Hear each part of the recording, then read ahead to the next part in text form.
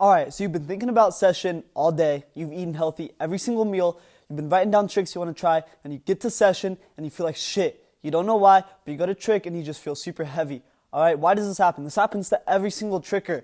In this video, I'm going to try to help you guys out. I'm going to give you guys 5 tips that help me get over my plateau in tricking.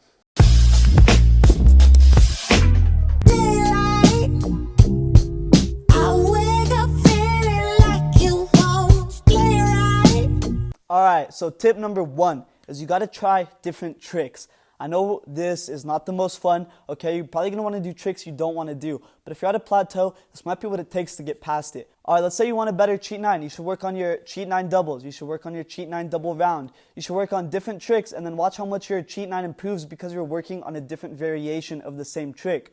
Working on the different variation will give you guys new techniques to do all these different tricks. You do this with any trick. If you want a better triple full, you're not landing your triple full as much as you want to, you should try double full D-leg, you should try full snapu, you should try double full hyper, and triple full will become way easier, okay? This method helps out tremendously, okay? Not only does it help out with your tricks, it'll help out overall strength, it'll help out your combo structure, it'll help you do more intricate and creative tricks.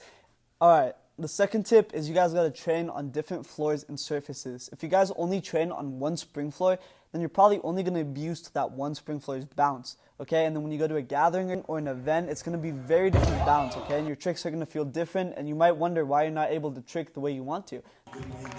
I hate this floor. That's because you're only used to the floor that you train on. Try to find a different spring floor near your house at a gymnastics gym or a cheerleading studio or some kind of floor you can train on that has open gyms. If it doesn't have open gyms, you can always send the gym an email and ask to clean their gym in exchange for training time.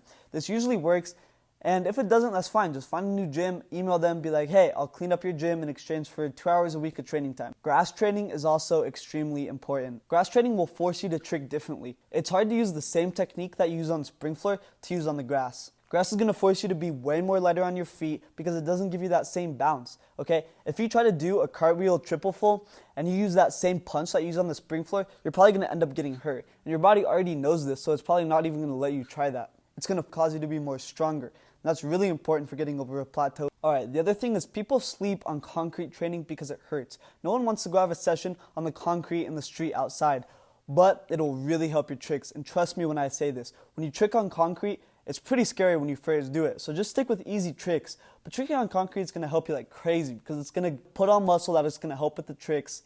When you're first training on concrete, just start easy. Just start with some simple kicks, maybe a backflip, okay? The more advanced you get with concrete training, make sure you're staying light. If you just do the hardest tricks you can on concrete, of course it's going to hurt, okay? You want to stay light. Every time you trick on concrete, try to be silent. The more quiet you are, the less impact there's going to be on your joints and muscles. Tip number 3 is you got to change up your technique.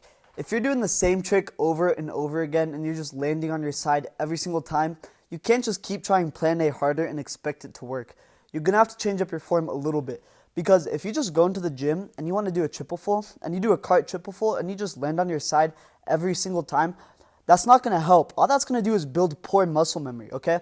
If you watch good trickers, it's kind of rare that they fall. Of course they fall. Everyone falls. But when you do fall, you got to figure out what you did wrong. Because if you just try it again with the same technique, the chances of you falling are a lot higher. This goes for every single trick with cork swings, kicks. If the most cork swings you can do is 2, then it's probably time to change up your cork swing technique. So video yourself, find out what you're doing wrong. Maybe you're swinging too much, maybe you're not swinging enough. All right, figure it out. Whatever it is, fix it, change it, and then if that doesn't work, keep fixing it and change it until it does work.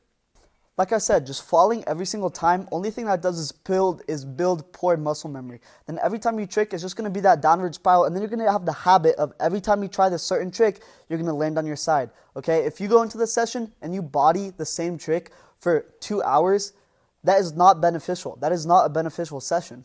Again, this is one of the worst things I see trickers do, is they're just always falling. Remember, it's okay to fall, but it's not okay to fall 100 times the same session on the same trick. All right, that's when you know you're probably doing something wrong. It's just the truth.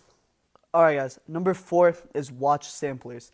Out of everything I've said in this list, I'd say watching samplers has what's helped me the most throughout my tricking career, especially when I get into a plateau. If you watch samplers, you're going to find new triggers that you like, you're going to find a new style that you like, and you're even going to pick up on new techniques that you're not even aware of when you watch the samplers. Because you see a certain trick or do a trick a certain way, and you don't do that trick the certain way, you're probably going to adapt the technique just by watching the video. You don't even have to focus on it. Just by watching a video, you're going to start tricking like that tricker, especially if you watch them a lot, okay? There's so many good samplers on YouTube you guys can study from.